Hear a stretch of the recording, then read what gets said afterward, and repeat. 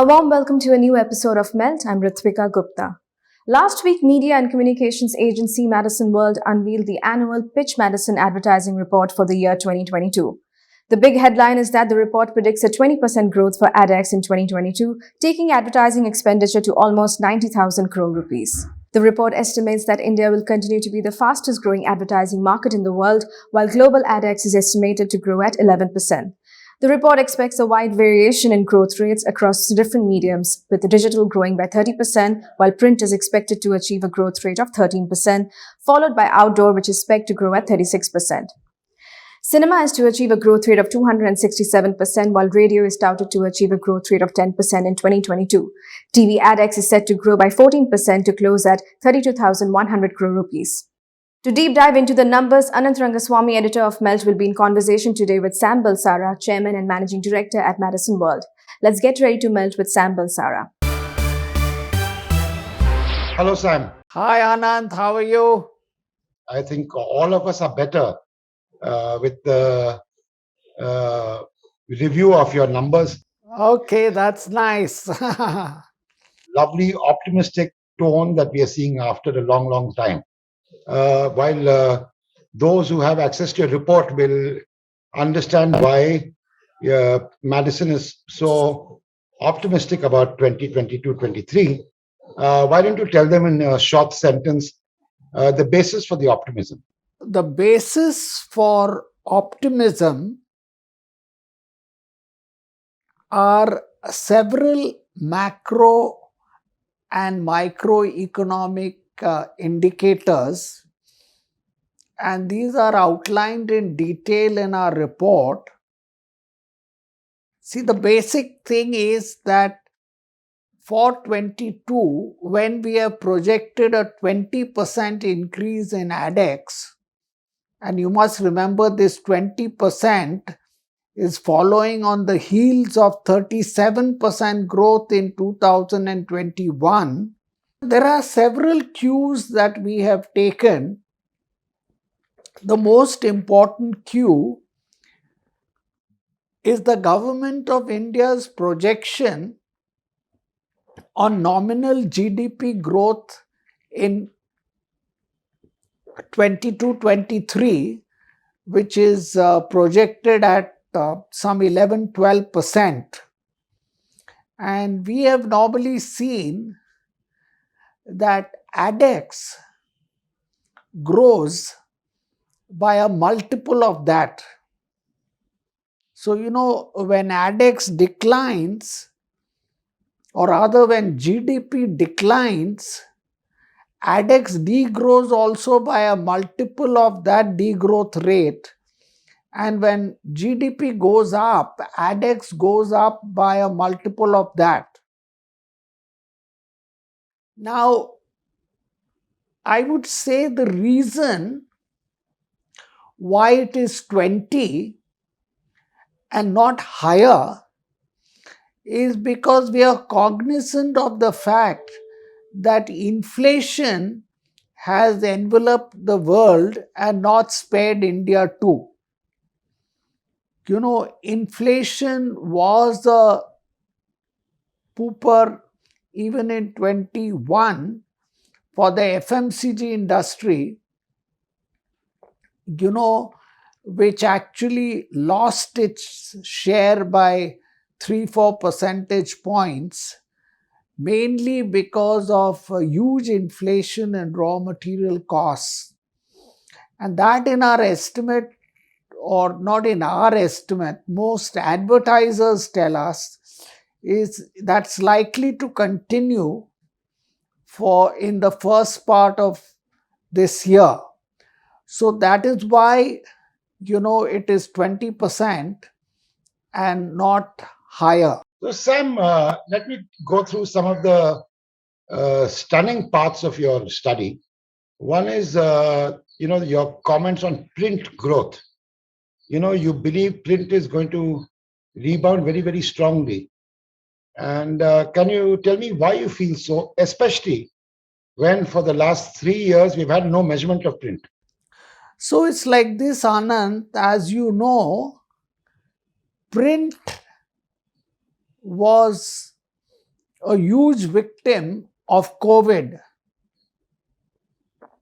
So the point is that this 39% growth that print experienced in 21 is actually coming on the back of a huge degrowth in 20. If I remember the figures right, in 22, print has been able to claw back 50% of that growth. And I think the reason English publications have registered a huge increase is A, because they had suffered the most in COVID year 2019, in 2020 over 2019. And I think English print has begun to right price their medium. Earlier, English used to always charge a very high premium in terms of rates compared to other languages. I think print is now realizing that they need to be in the acquisition game and they need to attract advertisers. And I think they have rightly and successfully done that, because of which I think English publications are now becoming fatter. Now, tell me, Sam, it's not just you and all other media agencies. How do you recommend print when there is no measurement for the last 3 years? So, what we do in the case of print is, the days when print used to be used for brand building campaigns, unfortunately, are over. But, when you want to announce something new, when you want to announce a new brand, when you want to announce a promotion, when you want to announce an offer, print is actually indispensable, because print has a fairly high reach, and you achieve that reach with 1 or 2 or 3 insertions within a period of a week. Whilst television also has a high reach, television takes time to accumulate that reach. Let me interrupt. Yes. Television takes time to accumulate reach and takes more time than print. How is that possible? Yes, television takes more time to accumulate that reach, because you see, the individual programs that we use individually have much lower reach than some of the big print titles. So, if you want to flash a message to, half of, say, the elite audiences, then you can do that with 1 or 2 insertions in Times of India, Hindustan Times, Hindu, taking, all editions. So that's why we recommend print for a launch. For example, today, when you want to launch a new car, print is almost compulsory. If you want to launch a public issue, then print is almost compulsory. And with the large number of new companies, new issues, new product launches that are happening, I think all those have gone on to look at print seriously again. How do you measure print if there is no data available to you? Well, for one, print is not as unstable as some television programs are. In television, based on the programming, program viewership could vary quite a lot, and which is why we need ratings, on a second by second basis. But circulation and readership of newspapers is a lot more stable. They may sort of decline or increase over a long period of time, but they don't change from day to day or even month to month. It's only once in a way that, a new title is launched and becomes extremely popular, but those instances are few and far in between. So the need for, you know, uh, frequent readership updates is much less in print. Of course, mind you, don't misunderstand me. I'm not saying, the publication of IRS is not important. And I think the administrators of IRS would be well advised to get back to business sooner than later. Because I think if this continues over a long period of time, then IRS figures are required to continuously reassure the advertiser that all is well in print. So, Sam, one of the aspects you related to is you can't, launches, you need print. You said even an IPO, you need print. And then you spoke about new companies. In fact, in your study, you have 15 companies, new companies showing up in the AdEx list of 50 top advertisers. That's not surprising, Anand, because we all know that, when we see our newspapers or when we open our television channels, then we see advertising from a lot of new age companies. So therefore, you will see that most of these 15 new entrants are new age companies and startups like, Cred and Byju's and, the other edtech companies, gaming companies, MPL, the Rummy 11 Circle, all those have become very large advertisers because, many of these startups are sort of have the necessary funding and they want to utilize that funding to acquire new users very, very fast. Because, the key parameter for these new age startups is acquisition of new users. So, if we look at the trend, if it is 15 out of 50 this year, it will probably be 20 out of 50 or 25 out of 50 next year. Does that make media in general more expensive for the traditional companies? No, it doesn't make it more expensive, but I would venture to say that the traditional large advertisers have traditionally enjoyed more beneficial rates because media was dependent on them. Now, the more media becomes independent or the less they have to rely on these companies, the inflation rates for these companies and media is likely to go up. So, can I rephrase that and say, Unilever, Procter and Gamble, and Amul, Nestle will have to keep an eye on the rates continuously now? Absolutely.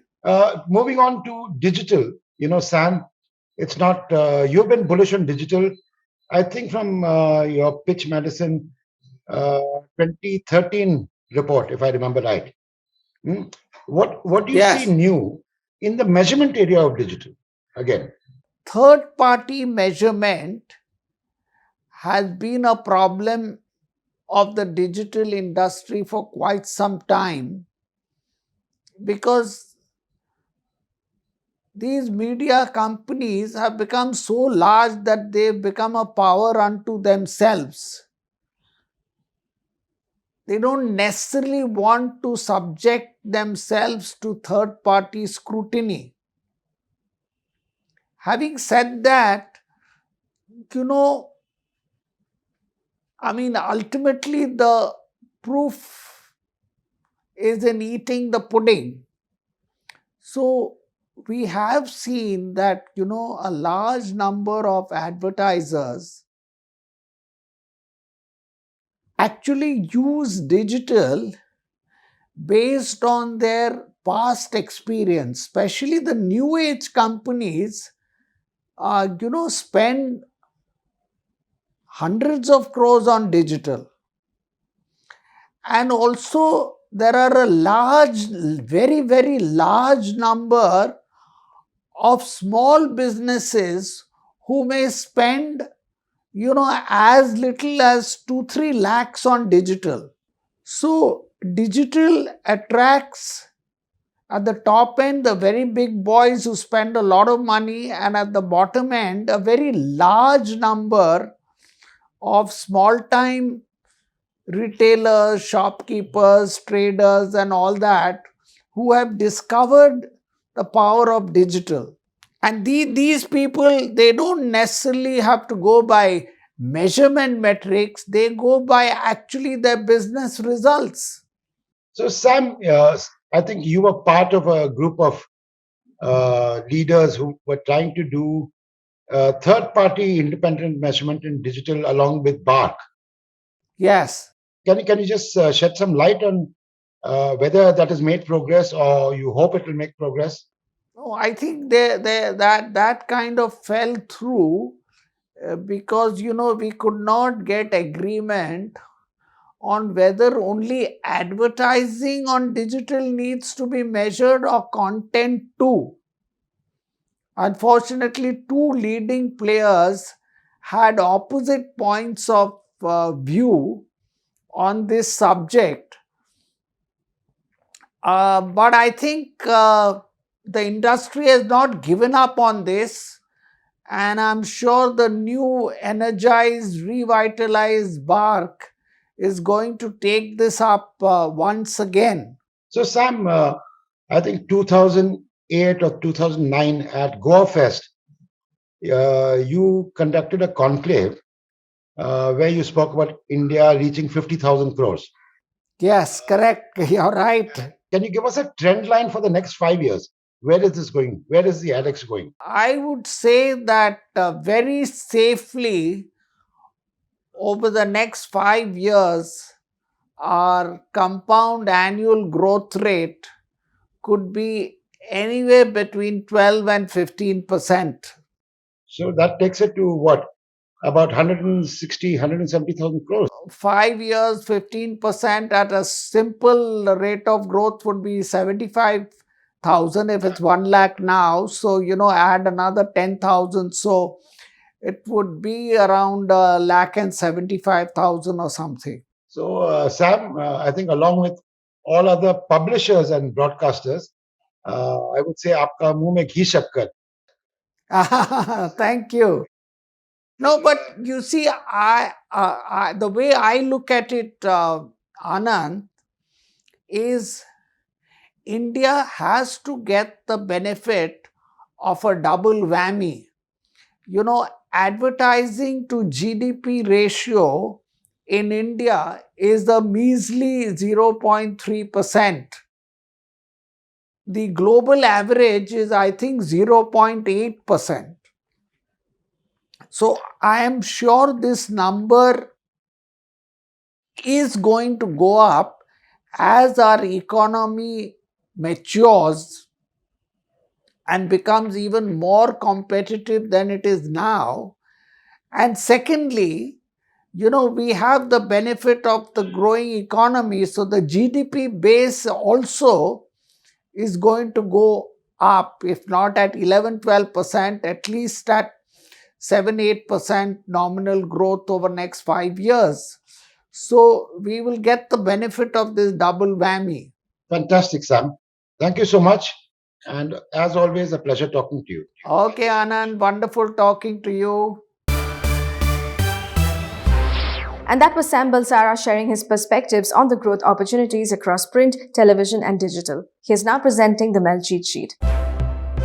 Print is an indispensable medium for brand announcements and product launches. Today, digital is attracting not only top spenders but also smaller businesses. Over the next 5 years, India's AdEx is likely to grow at a CAGR of 12 to 15%. Now on to creative picks. Mondelez India's Cadbury Perk has taken on the cancer culture in a new campaign that uses funny and clever disclaimers. The campaign highlights how people today have become overly sensitive and take offense over the smallest things. Mondelez India yet again combines technology and creativity, utilizing YouTube pre-roll ad spots in an innovative way. Mock disclaimers are inserted right before the popular but obviously harmless videos. The campaign cleverly takes forward Cadbury Perk's proposition of take it light. It's wacky and funny. Take a look. Every week there's a new controversy, followed by an apology, followed by a controversy over the apology. It's crazy how people get so touchy about everything these days. So Cadbury Perk decided to add to the craziness. We've flooded the internet with disclaimers, but not the kind you're used to. तो पहले आपको गाजर को ऐसे Before this video, you'll see this. Contains scenes of graphic violence against carrots. Before this, you'll see this. This video might be triggering for viewers facing water shortage today. Wherever you go, you'll bump into one of these. Contains disturbing scenes of discrimination based on color. Cultural appropriation. This video might hurt the sentiments of Cinderella. Every day our AI will target the most searched videos and automatically create custom-made disclaimers for them. So that we can all just lighten up.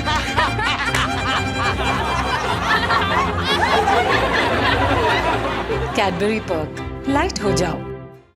With that, it's a wrap on this episode of Melt. You can follow us on social media. Our handle is Ready to Melt. And stay updated with all that's happening in the world of advertising and marketing with our daily Melt update on our website, readytomelt.com. Goodbye.